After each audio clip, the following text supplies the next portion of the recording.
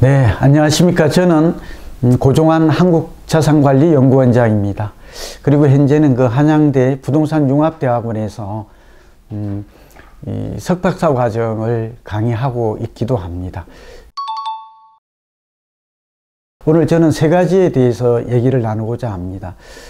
저는 이제 부동산을 연구하는 사람이니까 가장 궁금하게 여기는 게 세 가지인 것 같습니다. 사람들을 만나면 가장 흔한 질문이죠. 어쩌면 또 궁극적 질문이기도 한데요. 지금은 집을 살 때인가요? 팔 때인가요? 이거는 이제 부동산으로 이제 주어를 바꾸면 이제 부동산 전체로도 이렇게 질문을 던질 수도 있겠습니다. 두 번째는 지역 선택에 관한 질문입니다. 세 번째는 내가 지금 집을 산다면 또는 집이 여러 채 있는 다주택자인 경우에는 어떤 주택을 보유하고 또 어떤 주택을 팔까요? 이렇게 또 질문을 합니다. 저의 답은 뭘까요? 성장지역을 선택하라 입니다.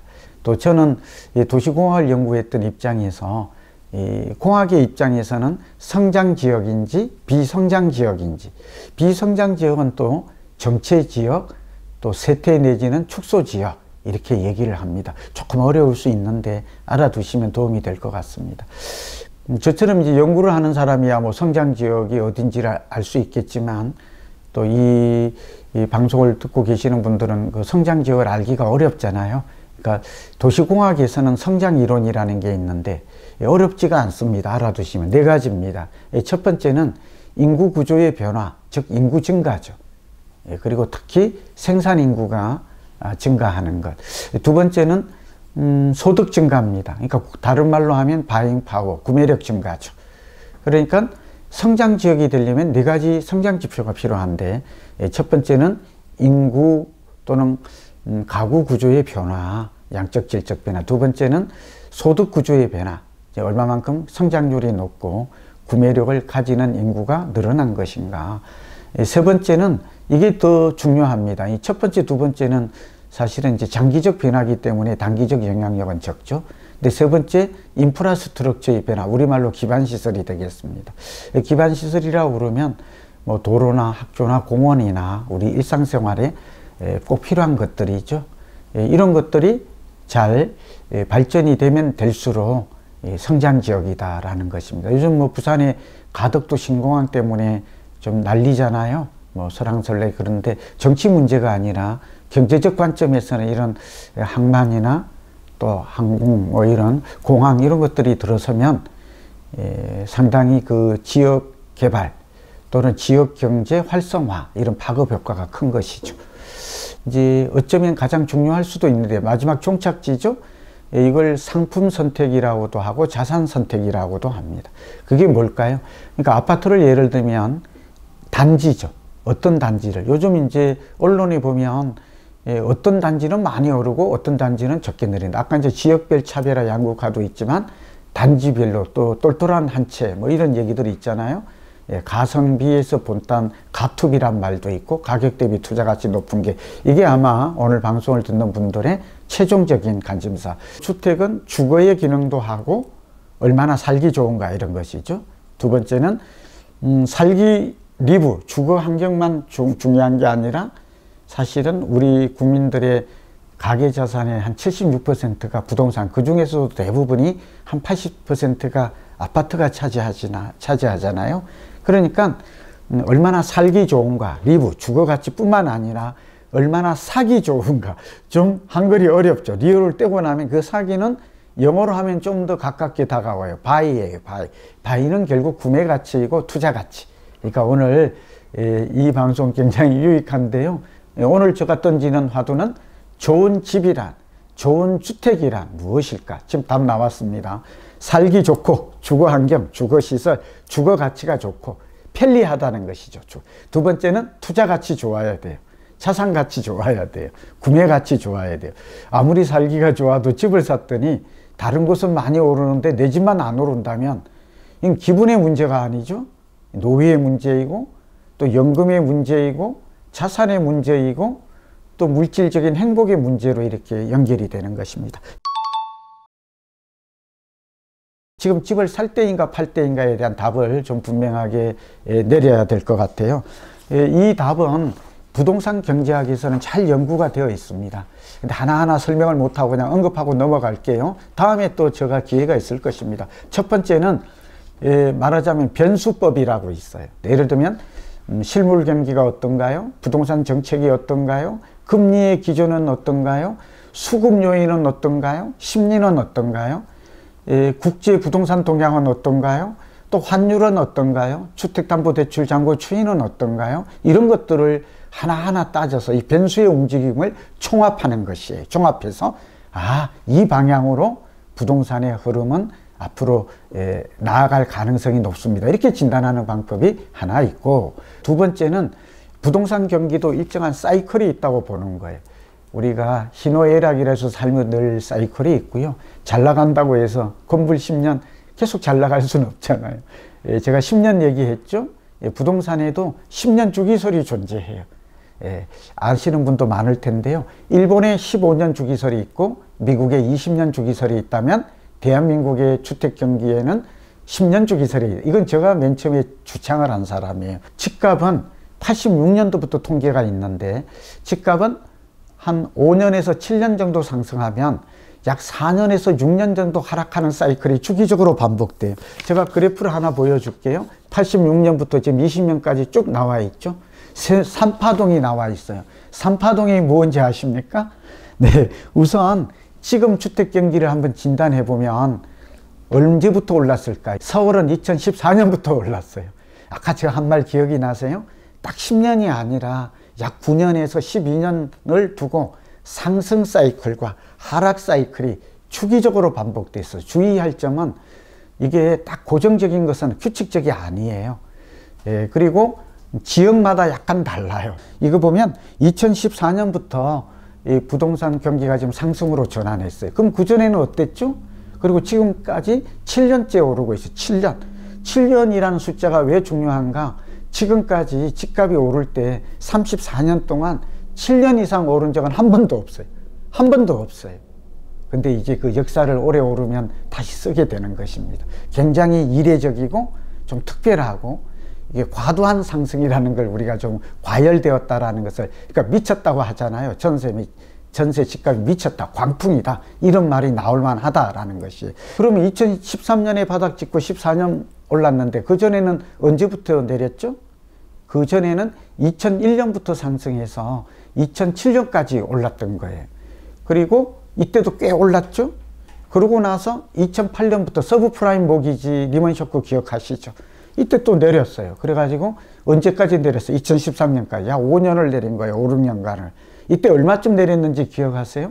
요즘 재건축하고 강남이 이제 지방이 작년에 많이 올랐고, 뭐 세종 포함해서 다시 강남이다, 도로 강남이다, 이런 얘기 많이 하잖아요. 역양극화라는 말도, 역풍선 효과라는 말이 나오는 게 지금 또 강남이 재건축이고. 예를 하나 들까요? 잠실주공 5단지가 34 평이 작년 연말에 23억이 안 돼, 22억 6천 했던 게 지금 이번 주에 드디어 25억을 돌파해요. 그러니까 재건축이 다시 오르고 있다는 거 알 수 있죠?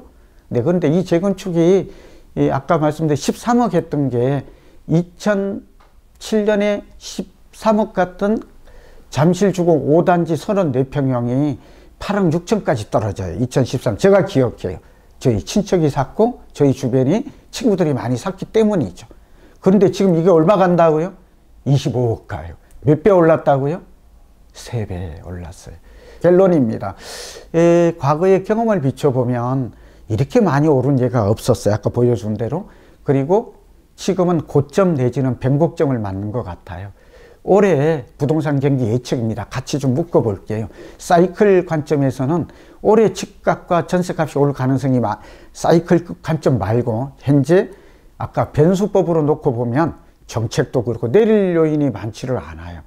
지금 현재 보면 지금 뭐 금리가 오르는 거 외에, 그러니까 아까 다시 말하면 정책은 여전히 규제가 강화될 가능성이 많죠. 그럼에도 불구하고 어쨌든 실물 경제는 안 좋고 정책 규제가 강화되고 있음에도 불구하고 저금리 기조, 특히 3,100조가 넘는 과잉 유동성, 그리고 무엇보다도 공급 부족이에요. 서울은 주택 보급률이 95.9, 96에 불과해요. 약 105가 정상인데 굉장히 적잖아요. 이 경기도도 100 정도에 불과해요. 그러니까 공급이 부족하고 공급 부족이 전세난을 일으키고 전세값이 오르면 주택 가격에 약간 선행하기 때문에 집값도 지금 오르고 있다. 이렇게 이해하는 게 큰 본류를 우리가 주류를 지금 이해하고 있는 것이거든요.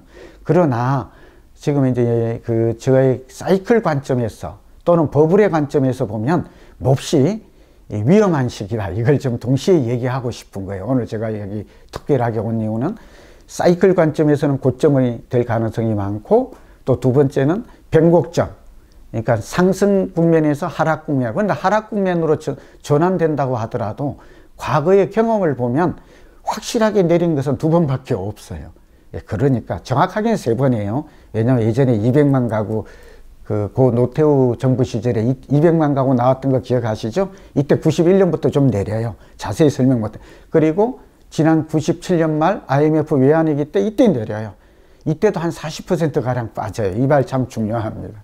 그리고 지난 2008년에 약 5년 떨어질 5, 6년간 하락할 때도 고점 대비해서 음마아파트 재건축은 한 40%, 일반적으로는 한 30% 가까이 고점에서 빠진 적이 있어요. 이 얘기는 앞으로 집값이 내린다면 얼마만큼 떨어질까요? 저희 제자나 유로 상담을 하다 보면 이 질문 단골로 나오거든요. 그래서 역사는 반복한다는 토인비의 말도 있고 또 사이클 측면에서 보면 거품도 어느 정도 20% 있는 것 같아요. 그래서 저희 개인 생각은 올해는 이제 전략과 이제 맨 마지막에 전략이라고 그랬잖아요. 그렇게 본다면 올해는 신규 분양이라든지 경공매 외에는 이게 일반 아파트를 지금 기존에 이 가격이 굉장히 고점에 놓여 있고 상당한 버블이 있을 것으로 보이는 특히 강남 상구 4구와 마용성이 그렇다고 볼 수 있거든요.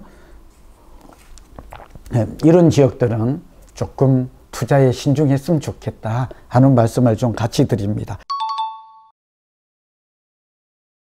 앞으로 뜨는 지역이 어디일까요? 이런 질문 많이 하죠. 근데 유망한 지역이 어딘가요? 근데 제가 만든 용어라기보다는 이제 교과서에 있는 단어는 성장 지역이에요. 굉장히 알아두면 좋죠. 서울에는, 서울만 오늘 예를 들게요. 서울에는 세 군데의 도심권이 있어요. 그게 어디죠? 그게 광화문을 중심으로 한 4대문이에요. 두 번째는 어쩌면 이게 1번이죠. 강남 3구예요. 강남구, 서초구, 송파구예요. 여기다가 요즘 강동구가 뜨고 있죠. 막 고도 이렇게. 그래서 강남 4구라고 불러요. 이곳이 두 번째 중심이에요. 중심의 중심을 핵심이라고 그러거든요. 그러니까 오늘 제가 지금 3개의 핵심을 얘기하고 있어요. 세 번째가 어딜까요? 여의도와 영등포예요. 도시계획에서 그래. 서울시 장기도시 플랜에 보면 이 세 군데가 3도시입니다.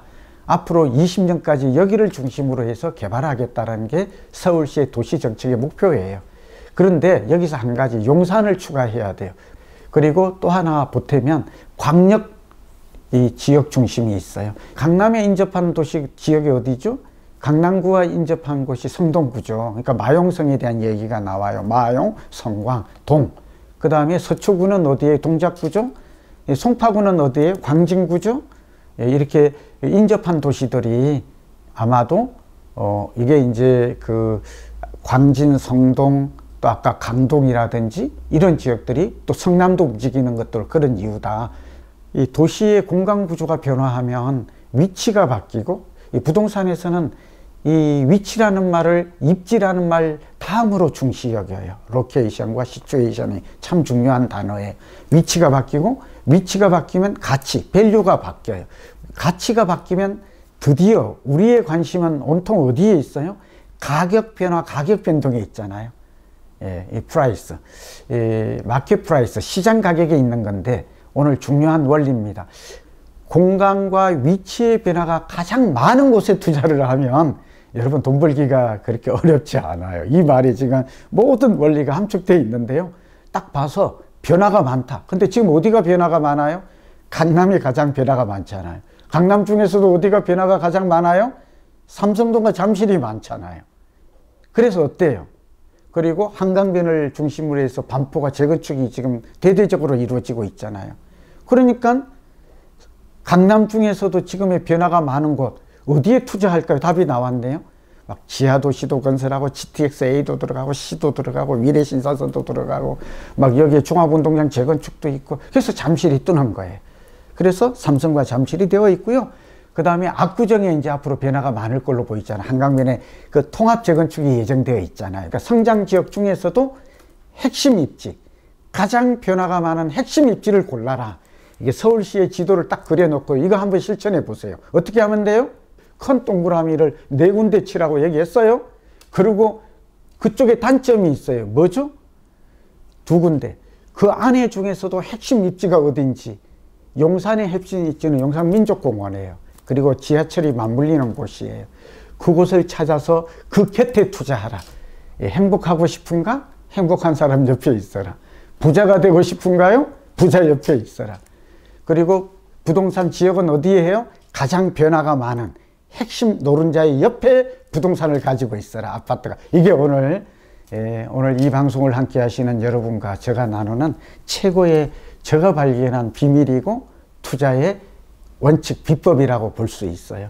나머지 하나는 관문 효과라 게이트웨이 이펙트인데요. 서울시의 계획을 보면 요즘 노도강이라고 들어보셨죠? 왜 뜰까요? 궁금하지 않아요? 변두리인데 왜 뜨냐고. 노원구, 도봉구, 강북구가 저 변방인데 뜨잖아요. 금강구라고 들어보셨죠? 소외됐던 곳들이 왜 뜨냐고요. 이곳들이 이 경계선을 이루잖아요. 인천과 광명이 뜨니까 또 금천이 뜨고 있는 것인데 이 주변 여기에 개발이 좀 빨라지고 있습니다. 그래서 오늘 지역의 변화, 여기 이제 상기 신도시까지 하나 하고 이제 좀 마무리로 들어갈게요. 그래서 지금까지 집을 못 샀던 젊은 분, 영끌이라고 그러죠. MZ세대. 우리가 80년대 초에서 지금 2000년대 초까지가 뭐 밀레니얼 세대와 Z시대를 합해가지고 지금 이제 MZ세대가 이 사람들 때문에 집값이 오른다는 거, 이게 맞는 말이에요. 이 사람들이 30대가 집을 사는 비율이 33%가 넘어요. 지금 5, 60대가 집을 사고 있지를 않아요. 돈도 없고 대출 규제 때문에. 근데 젊은이들이 지금 무리하게 도전하고 있고 막 이렇게 묻지마식 투자를 하고 있는 게 위험해 보이고 지금은 그럴 때가 아니다. 지금 이 얘기고 다주택자인 경우는 올 6월 1일 이전에 좀 팔아야 돼요. 전략입니다. 아까 세 번째는 아까 시기 선택, 지역 선택, 상품 선택은 아파트인 경우는 딱 3가지만 원칙을 지키세요. 아까 성장 지역이어야 돼. 인구 증가, 소득 증가, 인프라 증가, 여기다가 행정 계획이 받쳐주는 지역만 선택해야 돼. 서울의 성장 지역의 비중은 참고로 약 40%예요. 그리고 어디냐고 물으면 좀 전에 얘기했어요. 그런 지역들이에요. 앞으로 개발의 중심이 되는 성장을 견인하는 이걸 리딩 섹터라고 해요. 에어리어라고. 세 번째는 상품 선택이죠. 상품 선택은 아파트는 대지 지분이 넓어야 돼요. 이게 오늘 어쩌면 비밀이고, 부동산은 토지와 건물로 구성되어 있거든요. 근데 토지와 건물이 전혀 성격이 달라요. 물리적, 자산적 성. 어떻게 다르죠? 토지는 영원 불멸해요. 지구만 멸망하지 않아요. 토지 가치가 진짜 가치이고 내재 가치예요. 인트린식 밸류예요. 건물은 새 아파트를 많이 선호하잖아요. 그건 당연해요. 이걸 주거 편리성이라고 그래요. 그러나 투자 매력도는 달라요. 투자의 근본을 흔드는 것은 땅값이 올라요, 집값이 올라요. 그래서 아파트가 34평이라도 대지 지분이 넓을수록 투자 가치가 높아진다. 인베스팅 밸류가 높아지고 있는 것입니다. 좀 이해됐으면 좋겠어요. 대표적인 예를 들게요. 반포주공 5단지, 반포주공 1단지가 왜 비싸요? 이 저층이잖아요. 그리고 지금 개포주공 단지가 많이 올랐잖아요. 대지가 넓어서 그래요. 그러니까 용적률을, 대지가 넓어야 건축물을 지을 때 높은 용적률로 넓은 주택이 나오고, 넓은 주택이 많아질수록 추가 부담금이 줄어들고, 그래야 이익이 남기 때문이죠. 자, 근데 이게 역발상이 필요해요. 여러분 오늘 꿀팁을 드려요. 여기까지는 알기가 어렵지 않아요. 그런데 새 아파트는 비싸고 지금 25년 된 아파트는 낡았기 때문에 비싸지 않아요. 그래서 뭐를 사란 얘기죠? 지금은 오히려 재건축도 들어가지 않고 살기도 불편하고, 그러니까 말하자면 막 찬바람 들어오고 수리할 곳 많고 막 수돗물에 녹물 나고 주차장에 물 새고 막 엄마 같은 아파트가 대표적이잖아요. 저희 얘기가 아니라 기사에 많이 나잖아요. 그런데 재건축이 들어갔기 때문에 여기는 올랐고, 오르기 전에 1기 신도시, 분당, 일산, 평촌 이런 지역들이 앞으로 지금도 좀 오르긴 했지만 리모델링이 된다면 굉장히 수익 가치가 뉴시티라고 그러죠. 높아질 가능성이 많아요. 그러니까 대지 지분이 높을 것, 또 재건축 재개발 행정 계획이 있을 것, 또 땅값이 꾸준히 오르는 것. 땅값이 오르는 게 중요해요. 그게 공시지가 변동률이나 지가 변동률, 또 실거래가 공개 시스템에 들어가시면 여러분이 이제 저희 얘기를 듣고 조금만 관심을 가지면 땅값이 오르는 것이 성장지역이고, 땅값이 올라야 집값이 오르고, 이미 말은 새 주택보다는 재건축을 안 들어갔지만 한 5년 후에는 들어갈 곳들을 미리 선점하는 전략. 이게 다른 전문가에서 듣지 못하는 저만의 연구한 결과입니다. 오늘 좀 아쉽지만 첫 시간이니까 또 너무 많은 걸 얘기하면 또 다음이 기다려지지 않잖아요. 오늘은 부동산 경기는 올해가 몹시 중요한 해다. 기로에 서 있다. 기대 반 우려 반인데요. 제대로 된 부동산 정책이 나온다면 변곡점이 될 수 있어요. 시장의 흐름이 바뀔 수 있고, 또 하나는 6월 1일 이전에 임대사업자, 법인사업자, 이런 갭 투자자, 이런 다주택자들이 매물을 쏟아낸다면 지금 이제 임대사업자 매물이 한 160만 호 정도 돼요. 다주택자들이 가지고 있는 게 228만 호예요. 이 중에서 10 내지 20%만 상반기에 쏟아진다. 이렇게 되면 시장은 바뀔 수 있다. 이런 얘기도 함께 하면서 마칩니다. 오늘 경청해 주셔서 감사합니다. 또 다음에 뵙겠습니다.